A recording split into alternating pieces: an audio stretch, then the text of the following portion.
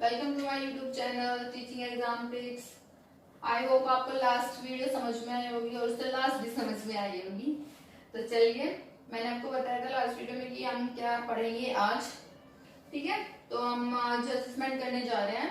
तो असेसमेंट के दो पार्ट्स है, फॉर्मेटिव असेसमेंट और समेटिव असेसमेंट। ठीक है, तो अगर आपसे क्वेश्चन पूछता है कि इसमें कितने टाइप का होता है तो आपको बोलोगे कि दो टाइप का होता है। ठीक है, तो देखिए दोनों में से क्या क्या क्वेश्चंस बनते हैं।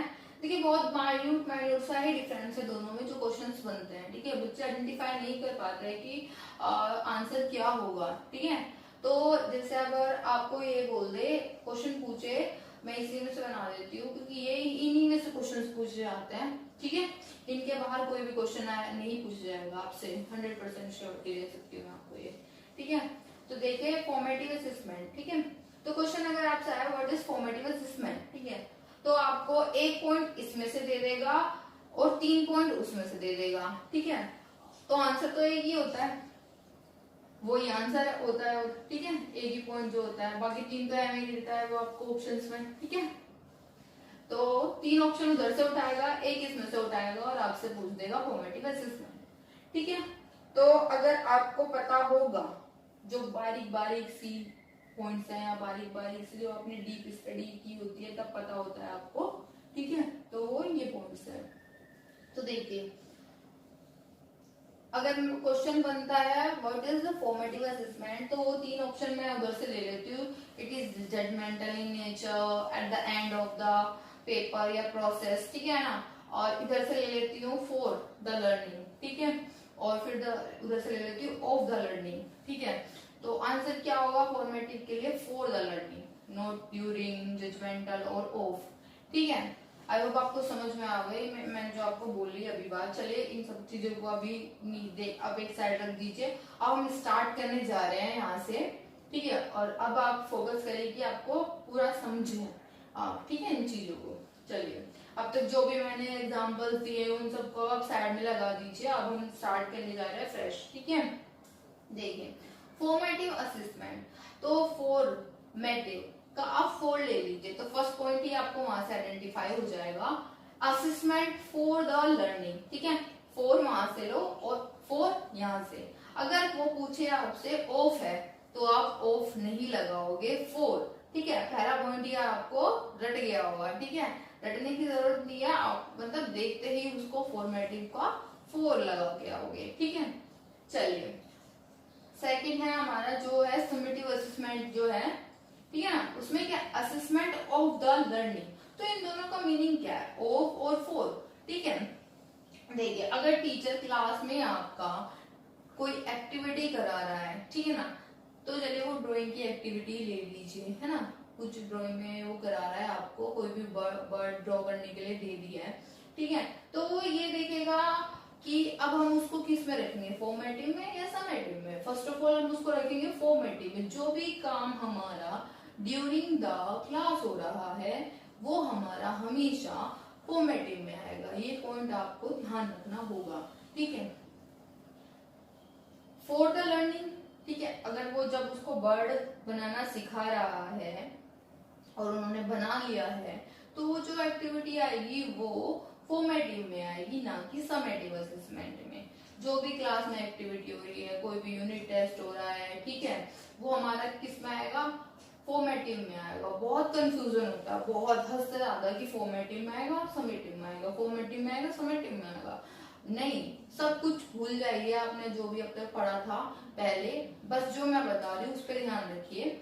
फॉर्मेटिव मतलब जो चीजें चल रही हैं ड्यूरिंग द क्लास। ठीक है, अब देखिए पॉइंट भी है हमारा, जो सेकंड पॉइंट है वो ड्यूरिंग द प्रोसेस, मतलब प्रोसेस ड्यूरिंग द क्लास। जो एक्टिविटी आपकी चल रही है क्लास में ही आपको पता चल जाएगा कि आप पास हो फेल हो। ठीक है, तो वो सारी एक्टिविटी क्या है जिसका रिजल्ट आपको तुरंत मिल जाए।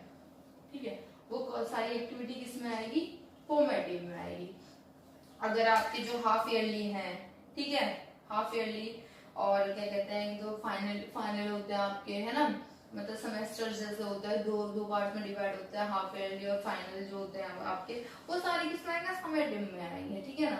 जो फाइनल रिजल्ट आपको देते हैं वो समेटिव में, जैसे बोलते हैं आपके आजकल ये होने लग गया है, पहले तो सारा आता था, बट अब ये होता है कि जो आपने मतलब जो सितंबर वाले एग्जाम में पढ़ लिया है वहां तक जो एग्जाम में आ चुका है वो आगे नहीं आएगा, ठीक है। तो वहां तक का अलग हो गया सेपरेट, और आगे का अलग हो गया। तो एक तरीके से देखें तो जो सितंबर वाले एग्जाम हुए, हाफ ईयरली एग्जाम हुए, वो भी हमारे फाइनल पेपर की तरह ही हो गए, ठीक है।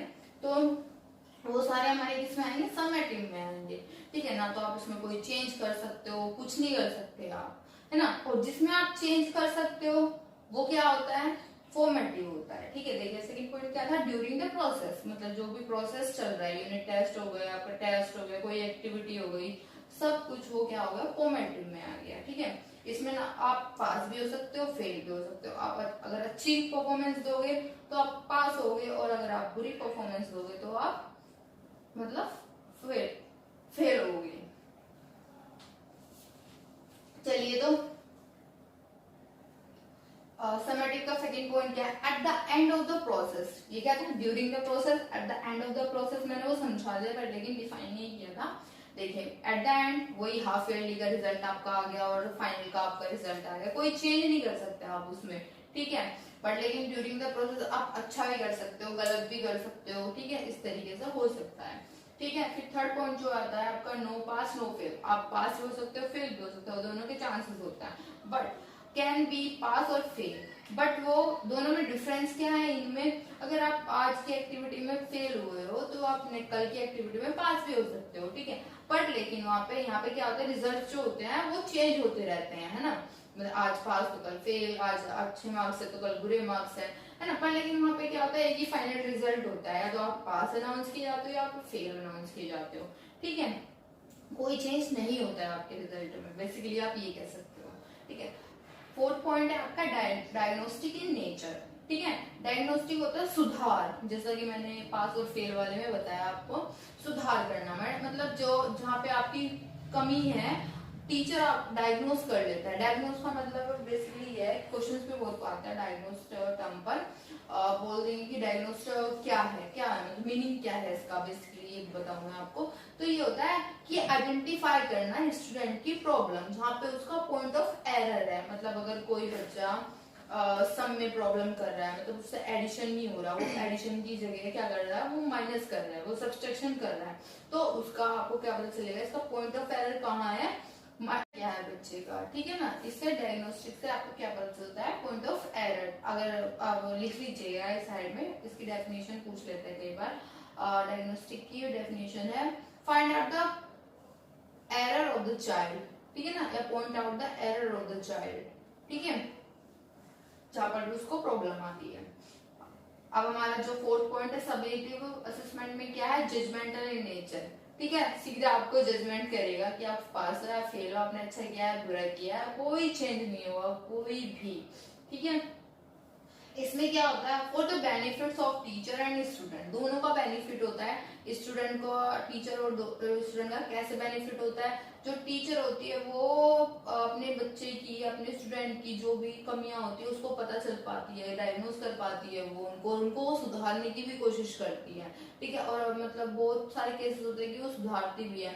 आप देखते हो कि बच्चों को कुछ नहीं आ रहा है स्टार्टिंग में, पर लेकिन वो धीरे धीरे इम्प्रूव करता है। जैसे हर एक्टिविटी में पहले उसके मतलब एक्टिविटी में कुछ नहीं कर रहा था, बहुत कम मार्क्स आ रहे थे, पर लेकिन वो नेक्स्ट एक्टिविटी में जब उसके टीचर को मतलब एक दो एक्टिविटी में टीचर को पता चल जाता है कि बच्चे की क्या कमियां हैं क्या नहीं है, बस टीचर बच्चे को जान लेता है अच्छे से, ठीक है ना। तो इससे क्या होता है, वो अपने क्लास का, टीचर के लिए होता है कि वो अपनी क्लास का रिकॉर्ड या रिजल्ट जो भी अच्छा कर पाता है, और स्टूडेंट के लिए ये होता है कि वो अपनी कमियों को दूर कर पाता है। बट लेकिन हमारे समेटिव असेसमेंट में क्या आता है, for the benefits of others का मतलब यहाँ पे अगर आप टॉप करते हो तो आपके स्कूल का नाम होगा, ठीक है, पर लेकिन आपको कुछ नहीं मिलेगा, ठीक है ना। बस जो भी होगा मतलब अदर का बेनिफिट, सब ये बोलेंगे कि मतलब जैसे स्कूल का नाम, ट्रॉफी मिल गई स्कूल, मतलब इस तरीके से होता है।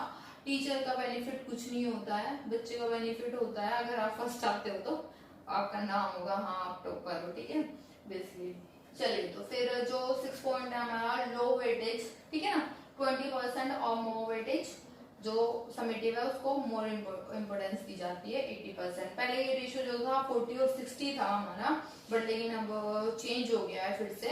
जैसे पहले था हमारा 2000 शायद 2010 में चेंज हुआ था ये कि जो फॉर्मेटिव होगा वो 40% होगा, ठीक है, और जो समेटिव होगा वो 60% होगा। बट लेकिन अभी जो बच्चे हैं बहुत मतलब इस वजह से उनका ग्रेड बहुत गिरा है।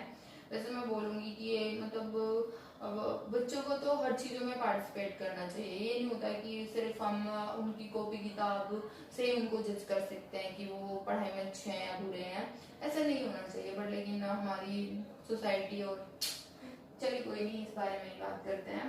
अब देखिए जो 6 पॉइंट है हमारा वो क्या है, लो वेटेज 20%। मतलब फॉर्मेटिव असेसमेंट को बच्चे की जो क्वालिटीज होती हैं, ठीक है ना, जो जितनी भी एक्टिविटीज कराने पे थोड़ा कम फोकस किया जाता है, ठीक है, और उसका वेटेज भी कम लिया है यहाँ पे 20% हो गया है अब फिलहाल, ठीक है ना, आज की डेट में।